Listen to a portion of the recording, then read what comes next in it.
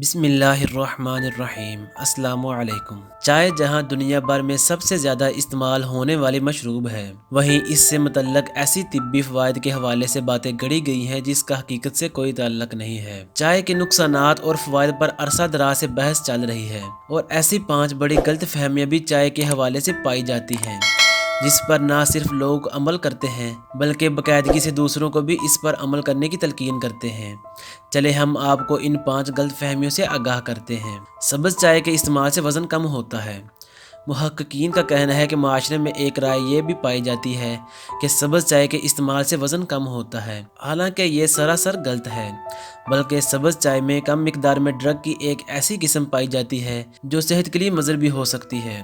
جو لوگ کہتے ہیں دن میں 4 سے 5 کپ گرین ٹی پئیں تو وزن کم ہوتا ہے، تو یہ غلط ہے۔ چائے میں دودھ ملانے سے طبی فوائد ختم ہونا۔ کیمیائی سے متعلق ایک تحقیقی رپورٹ میں کہا گیا ہے کہ کچھ لوگ کہتے ہیں کہ چائے میں دودھ ملانے سے اس کے طبی فوائد ختم ہو جاتے ہیں اور صحت پر کوئی اثر نہیں ہوتا۔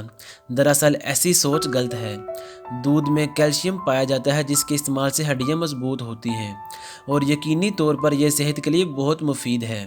سبز چائے کالی چائے سے زیادہ صحت بخش۔ اسی طرح یہ بھی کہا جاتا ہے کہ سبز چائے کالی چائے سے زیادہ صحت بخش ہے، لیکن تحقیق سے یہ بات ثابت ہوئی کہ دونوں چائے میں صرف رنگ کے علاوہ اور کوئی فرق نہیں ہے۔ دونوں کی طبی اور صحت بخش فوائد ایک جیسے ہی ہیں۔ اینٹی آکسیڈنٹ نامی اجزاء جسمانی نشوونما میں معاون کرتا ہے۔ عام چائے کے مقابلے میں ٹی بیگ بہتر ہے۔ یہ بہت آسان ہے کہ ٹی بیگ اٹھایا اور پانی میں ڈبو کر چائے بنا لی، لیکن اس کے مقابلے میں عام چائے جو باقاعدہ دودھ، پتی اور چینی کی مدد سے بنتی ہے، زیادہ فائدہ مند ہے۔ ٹی بیگ پر گرد چپکنے اور بعد میں کچرا بننے کا بھی سبب بنتا ہے۔ کینیڈا کے ماہرین نے ٹی بیگز کے استعمال کو خوفناک قرار دیتے ہوئے انکشاف کیا ہے۔ اس کی چائے پینے والے پلاسٹک کے اربوں ذرات اپنے اندر لے جاتا ہے۔